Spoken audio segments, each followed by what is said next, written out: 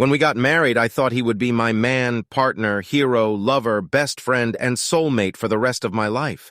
I was always convinced that I would be a loving and devoted wife, faithful to my man and everything, never even looking at anyone else, let alone breaking my vows and ruining my marriage. When I first saw him, we had been married for 8 years, and were thinking about adding to our family. At first, I didn't pay much attention to him, but there was something about him, something mysterious, obscene and calculating in those gazes of his that I caught on myself. However, I knew that I would easily put it out of my head and ignore how he undresses me with his eyes every time. I was sure my husband was overreacting, making a big deal of it when he warned me to be careful with this predator, a man known for stealing other people's wives and betting them as his wife. Of course, I would never have bought into that toxic, ostentatious masculinity that he exuded.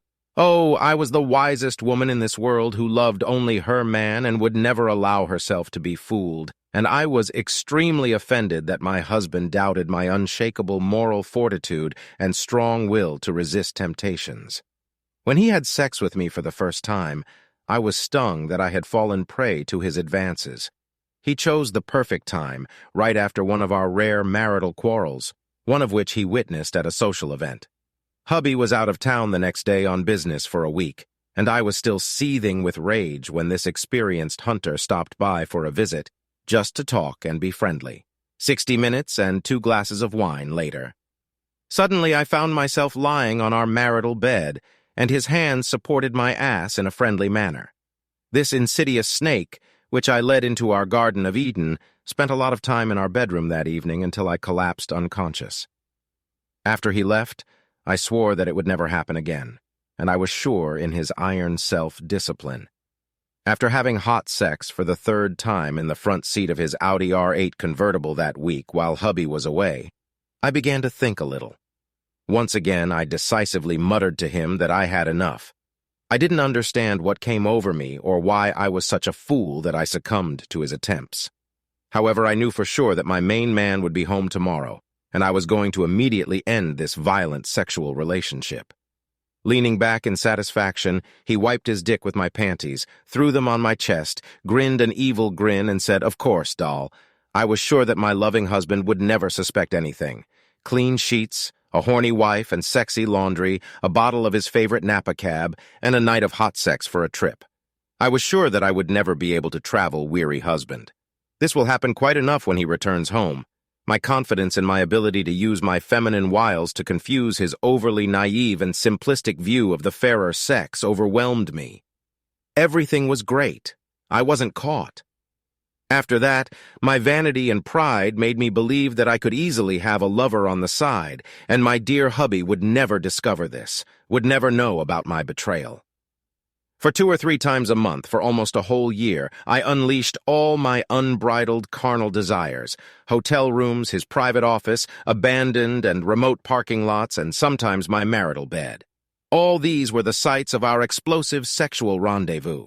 So convinced was I that my blind hubby did not notice these numerous infidelities. When the deputy sheriff who approached me in the office asked for identification and then loudly and cheerfully announced, "You have received a subpoena," I was sure that this was some kind of stupid and terrible mistake. My husband, who loves me with all his heart, I would never do that, humiliating me in front of my colleagues and boss, and possibly jeopardizing my career.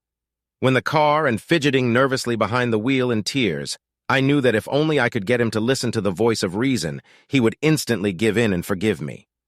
My confidence in my ability to manipulate and control him will, without a doubt, end this not very pleasant day with my victory. I was convinced of this. Appropriate words and phrases such as soulmates, meaningless sex, let's create our family, ready to have a child, let's grow old together, will immediately extinguish his possible anger and convince him to give us a second chance, and coupled with the uninhibited sex I would entice him into, well, it would put him in his rightful place and allow us to forget about such a terrible idea as divorce. Approaching the house, I was already smiling and imagining how our beautiful marriage would move on towards a bright future. I was shocked, having heard from him detailed evidence of my infidelity after I thought that I was so careful, so smart, so pleased with my dexterity and resourcefulness.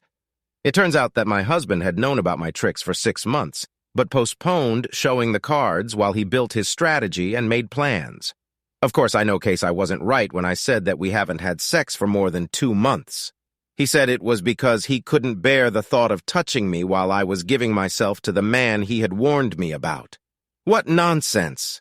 I would remember if I didn't make love to my husband for 2 whole months. Maybe. And of course, I passionately argued to my husband that no lover could persuade me to abandon my vows to be a faithful wife to my loving husband. I could not have been more convincing in my magnificent speech, even if I had my hand on the Bible while delivering it. What I was sure of was that he wouldn't have enough brains to track our perverted sexual adventures. But dozens of photographs were laid out on the table in front of me, black and white and color, which would instantly gather a bunch of likes on any adult website. This is simply impossible so that he has such evidence. No, no, no. There is no way my good and kind-hearted man would send all this information to family and friends, from my parents and siblings to longtime friends and acquaintances we knew in college. He would never subject me to such public shame.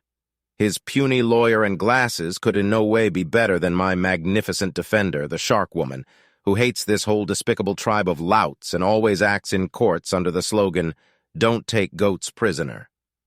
God, with what pleasure I will receive the lion's share of property and money from all our accounts and make him bitterly regret the day when he dared to challenge me. What? This couldn't happen. This stupid judge can't side with hubby and his pathetic lawyer. It's simply unheard of for him to keep our house and 75% of our assets. These were supposed to be my house and my assets. In the meeting room, I heard words like ironclad marriage contract, irresponsible disrespect for family, and shamefully promiscuous behavior, but they did not penetrate my mind, sliding along the edges of consciousness as meaningless gobbledygook words. It must have been some kind of nightmare from which I could wake up with relief at any minute. Yes, that's how it is. Of course, my now ex-husband would meet me in the hallway and listen to my last apology, which would sound so sincerely. And then he will hug and kiss me tightly and forgive me my little flaws and will eventually take me back. After all, men really are that weak-willed. At that moment, when my ex disappeared from the courthouse in the blink of an eye, completely ignoring my heart-rending cries, "Wait a minute, we need to talk," I was not taken aback and soon called my lover to delight him with the news that I was moving in with him. In any case, he was better than my ex-hubby in every way, and I would show my ex-husband how truly pathetic and dull his life would be without me. 10 minutes later, I hung up, not believing my ears.